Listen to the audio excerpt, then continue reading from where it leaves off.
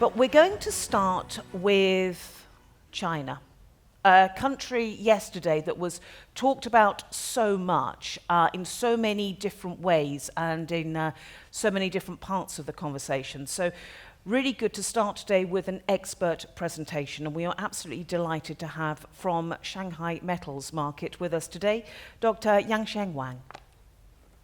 Thank you very much, and I'm very pleased to be here again. So this is my third time join the Cobalt Institute conference. It's brilliant. And so I'm Yanchen Wang from Shanghai Metals Market. I'm based in London. And you may not know Shanghai Metals Market, but we are a consultancy company. We are doing market analysis in terms of ferrous metal and battery metal and non-ferrous metal as well. So we cover the whole value chain, and we focus on the metal and the mining industry. And today I would like to talk about China, definitely.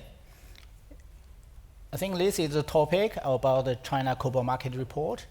As you may saw, we already published, the Institute already published that report. You can download them. And but of course, I will touch about the global market as well, because you can't, cut the global market into the half, right? And that is commodity market, it's global market. You can't separate them. That is the beauty of the global market. So first, I would like to talk about the China, and everyone talk about yesterday. Talk about the other country want to secure that supply chain. Actually, from my opinion, no any country hungrier than cobalt than China. This is the truth. China needs to secure their supply chain as well. Why? Let's see the global cobalt reserve. And this is the data from UCGS. And if you see, the global cobalt reserve actually only 11 million tons. And definitely DRC has more than half of them, 55%. And you can see after DRC, Australia and Indonesia and Cuba has the majority cobalt reserve in the world. But according to the Chinese official data, China only has 136,000 ton cobalt reserve. It's only 1% of the global reserve. You think about China, how much cobalt they need. But if you think about the reserve there, you can understand how hungry they are, right? So let's move to the 2023 cobalt output. This is our data. We believe, primary cobalt production in 2023 about 238,000 tons, and definitely the DRC contributor the largest one. After that, Indonesia, Australian is major producers, including Canada, but China only produce less than 2,000 tons. So it's very little from the domestic primary cobalt. And so we talk about a lot about the production and reserve already. So why China's, everybody talk about Chinese company dominated the DRC market now, but why and when they started? So actually, if you see it's a left-hand chart, you can see China contribute about 56%, cobalt production in DRC in 2023, sorry. And so actually China, they want to invest the cobalt. It's a very long time ago. It started 20 years ago. In 1999, Chinese government issued the policy, go out strategy. So that strategy encouraged Chinese company go outside China, directly invest in any asset, whatever the manufacturing, mine or reserve or anything else, because China want to do more business with the rest of the world. So benefit from the 2022, the DRC government changed the mining code, allow the private companies start invest in DRC. So Chinese company, started in 2003, they start investing in there. But at beginning, they don't get any mine asset actually, because it's difficult to get them. But after several years, global recession, financial crisis, and the European finance crisis, so allow the Chinese government, Chinese company buy some assets from the Western companies. As you know, the CMOC by the TFM from the TFM from the Freeport, American mining company, they buy 56% share at $2.6 billion US dollar. So at same thing, Jinchuan spent about 1.6 billion to buy the South African mining company, Rex. So that's why they start get more mining asset in DRC.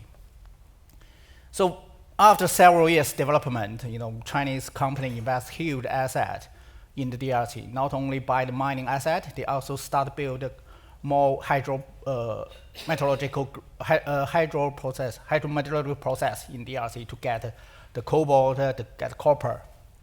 So now you can see the right-hand chart. The green dot actually on the top one is so the Chinese processing plant on the map. The yellow one is the rest of the world. And also at the table is Chinese mining assets in DRC. So this is the history, why China needs cobalt and how they get them.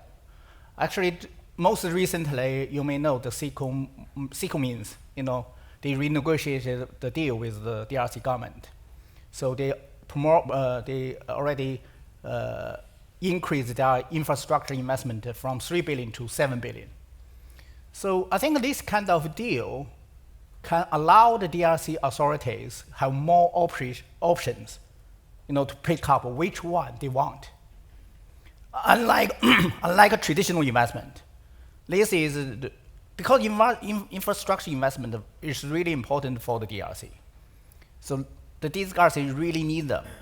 But the Chinese company or Chinese, they are very good at the infrastructure building. So that is a good deal for both sides, I think. So the other side, we will look at the Indonesia. A similar thing happened in Indonesia.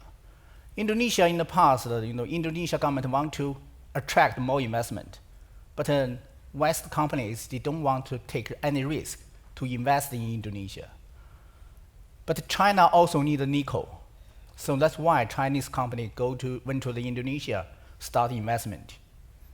And we believe in the next couple of years, along with the new project, MHP project. So the nickel intermediate product output from the Indonesia will keep increasing. And from chart you can see, the nickel intermediate product is two kind of product, MHP and also the nickel matte. And we believe in 2027, they will contribute about 1.7 million nickel. And with this 1.7 million nickel intermediate product, actually we estimate it's around 100,000 ton cobalt in the MHP. So definitely, lots of projects may not all of them can be built in the future, but we can see currently already more than around 15 projects have been announced. So it's a huge supply from Indonesia in the future, we believe. So the other thing is interesting is in Chinese market. Actually, we can see last year China produced about 21,000 tons refined cobalt. But this year, 2024, we believe the refined cobalt output in China will increase to 38,000 tons. So that is a quite big increase. The one key reason is from the right-hand chart you can see, And actually, because the cobalt sulfate supply is really oversupplied now in the market.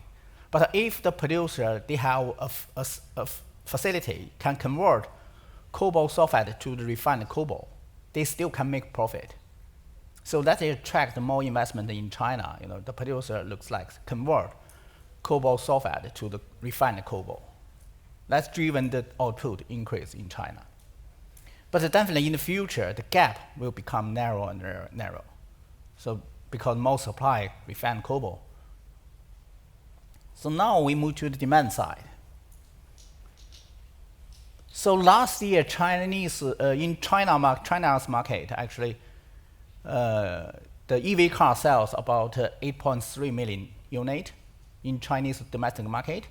It's quite a huge number. In terms of penetration rate, it's achieved 31%. It's definitely leading the world. If you compare to the European and also American, European is 17% penetration rate, and American is 9%.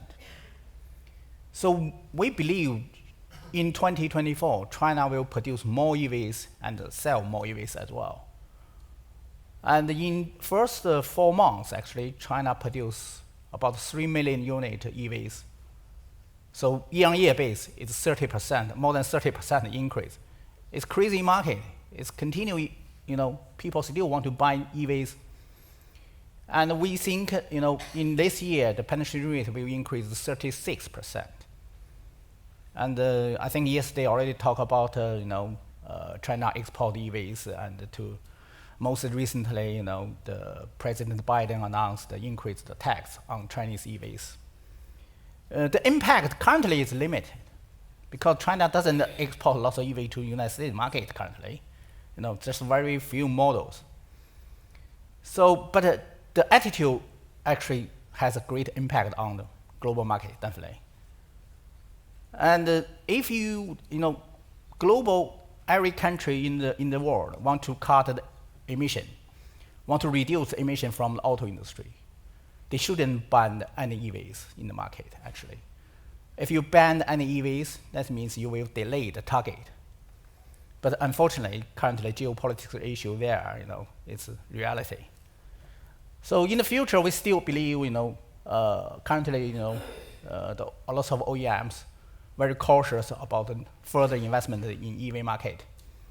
But we think EV still is the best solution for the global, emission cut. And the other interesting, I think, a lot of people ask me is about the LFP battery. Yeah, we do some analysis about the global LFP battery and the NCM battery. And we found that currently, in 2024, we expect the LFP battery will be occupy about 50% of the global market for EVs. And but this is global number. But in China, actually much higher than that. In 2023, we believe that number is 73%. In 2024, will increase to 76 or 77%. So that means China produce more EVs, they use more LFP. And also the technology is also continue developing now. They do lots of research on LMFP. You may heard about that. The battery performance is pretty good. It's between the LFP and the NCM. Actually, in the future, we think they will take more market share as well. And if you see the right-hand chart, you also can see the price, actually. The cost of the battery. We compare the NCM 523 to LFP battery. Actually, because the raw material price is starting sharply decreasing in the past years. And so we can see the gap between the cost gap actually become very narrow. That is good for NCM because people can afford the NCM battery in their car. If the cost is really high, it's much higher than LFP, so nobody can afford them. So that is a good part for the NCM demand, I think. The other thing we can see from the price comparison is nickel sulfide with the cobalt sulfide. Actually, you can see the gap is almost nothing now. The price is quite close already from two raw materials. Also, you can see, from the technology development sectors, okay? This is the actually 6000 series battery. And in China, actually, they developed some new high voltage battery. So in terms of, from the 4.25 to 4.4 voltage. So in terms of performance, actually, if you see this number, very close to the A11. So in terms of performance, 622 battery is similar as 811. Actually, it supports cobalt demand in the future, because the OEMs doesn't need to change their, from 622 to 811. So that is good for cobalt demand, we believe. If you see this chart, actually in 2023, this is 37% 811 battery market share, 28% 622. But in the next couple of years, we still think 622 will get some market share as well. And not all the producers will use 811, because compared to 622, 811, if 622 can get similar performance, they have good in the stability. They're more safer than the 811. So that's we believe, this is good things for cobalt demand. So in terms of the consumer electronics, actually we found, since last quarter in 2023, the smartphone shipment start increase year-on-year base. It finished the decrease, over the 10 consecutive quarters. So that is good things, it's back to the increase. And in Q1 this year, also the shipment is keep increasing. So that is definitely good demand for LCO battery. So can support a little bit the cobalt demand as well. And also we can see the computer also increase as well. So let's see the market balance. Everybody talk about the balance is overcapacity. That's true. And this is we separate the supply, cobalt supply from the by different type. From this chart also we can see in 2023 about 26,000 ton cobalt actually from recycling industry. We expect it will continue increasing, and in 2024 it will be 28,000 tons. So that is definitely in the future we believe more and more cobalt can be recycled, and especially when there's some auto face their end life. So in China we already see some battery go to the recycling industry. But definitely the cobalt supply side is we expect 2024 the oversupply will increase compared to 2023. But there's we will adjust that forecast data as well, because currently if you think about it, the copper price is really strong. The copper producer in DRC, they focus on the copper output rather than cobalt. They use all the power they can get to produce copper to get more profit. I think they will, do some adjustment in the process or in their strategy to cut out some cobalt output. So that can, reduce that overcapacity issue, oversupply issue. Yeah. So this is the key takeaway, I think. I think from what I explained, China actually has very limited cobalt reserve in the world. But as the largest manufacturing in this country, China definitely need lots of cobalt. It's more hungry than any country in the world. We can't separate the cobalt industry, by countries. The still is a global market. And the cobalt demand in industry, we still expect that they will increasing. And also this year we see from the consumer electronics will support cobalt demand as well. And the other thing is technology development is definitely the key driver for the industry, especially for the lithium battery. And any new technology will totally change the market shape. That is definitely the key drivers. And the cobalt as a byproduct, actually, they from nickel industry, from the copper industry. These two key metals price is very important for the cobalt market as well. Like what I said, if copper price really strong, and the producer may cut the copper output, or even some producer may think they don't care the cost from cobalt production. They may increase a little bit, but it depends on the company's strategy. And so I think that this is today what I want to say. And the cobalt sulfate is very important for the, in terms of the demand side. Actually, this is the largest cobalt product in the market. And the cobalt sulfate price is definitely, and would and could have some, more power in terms of pricing mechanism in the future. This is what we believe. Yeah, this is my contact details. If you have any questions, drop an email to me. Yeah, will be great. Yeah, thank you very much. Thank you so much. Thank you. Thank you. Really, really interesting. Now, I saw a few people taking photographs of the slides, just to let you know that actually the whole of that presentation and that report looking in depth on China is available on the Cobalt Institute website.